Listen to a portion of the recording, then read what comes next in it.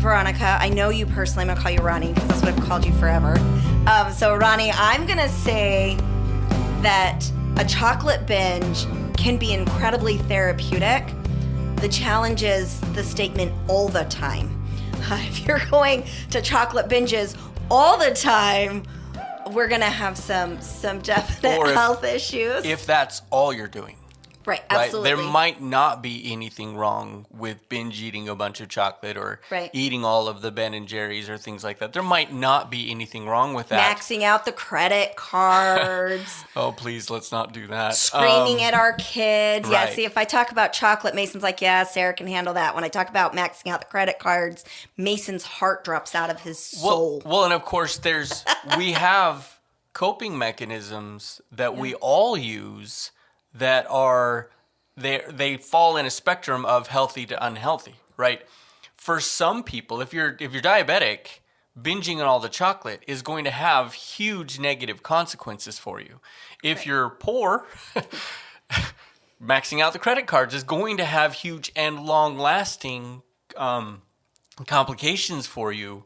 So they may not be, and that's different for everybody. If Dave Ramsey wants to go out and spend, $10,000 on a day, maybe that's not that big of a deal for him, but it all falls in a spectrum for us. And if that's all we're doing, if every time we feel sad, we're eating the chocolate, or every time we're sad, we're maxing out credit cards, then we're not getting to the point where we're processing and getting to a healthy understanding of what's going on in our lives. Right. Well, and I really want to challenge that polarized thinking. I agree with everything that you said about the triggers, but I want us to make sure that we're watching if you're poor and maxing out credit cards, because the truth is, if you're financially comfortable and maxing out credit cards because you're having a negative emotional experience and you don't know how to discharge that in a healthier way, it can have negative consequences. I've got fairly wealthy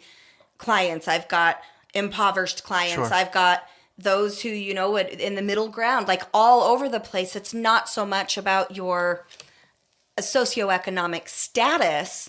It's more about the behavior. It's not about your health. If we polarize it as if you eat all the chocolate when you're diabetic versus if you're not diabetic, it's almost like we're saying, if you're not diabetic, have at the chocolate. And that's not the case. It's recognizing those patterns. And so this is where I start to explain to my clients that our emotional experiences, what we feel, is our perceived reality, meaning that it is real to you.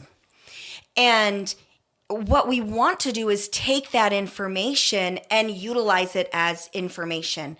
Early in my career, I used to call them red flags. I'm angry, that's a red flag. And I really want to challenge that. My anger isn't a red flag. Maybe it's a hammer. And maybe my excitement is a wrench. And maybe, if we go more with that toolbox idea of my anger helps me put pieces together so that I know how to navigate situations or how to navigate relationships or when to exit relationships. Our emotions are meant to be informative. But the problem is that when we have an uncomfortable emotional response, the survival mechanism in our brain, which is called the amygdala, which I'm sure you've heard us talk about on our podcast before, is that amygdala fires so much faster than our frontal cortex that we kind of get hijacked.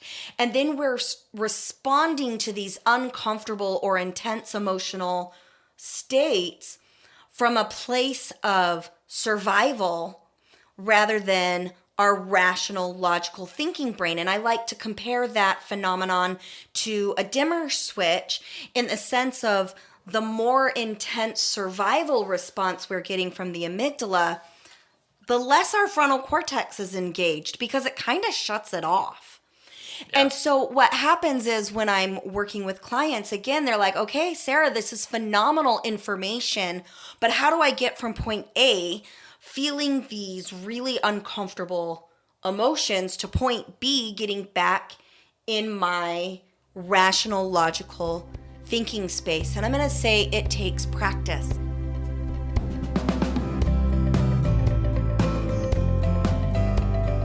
Want to send a shout out to Atlanta, Georgia. So excited. You guys are in the top 10 this week. Top 10. And we're super thrilled about that. I've been through there, never had the joy of stopping.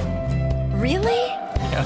I love Atlanta. No, I take that back. I've flown into Atlanta before. Yeah, I was gonna say we went through Atlanta. Well, I did when you were in basic training.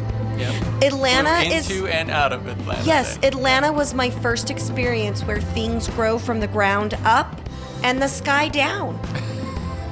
I love it. Welcome, Georgia. Thank you for listening.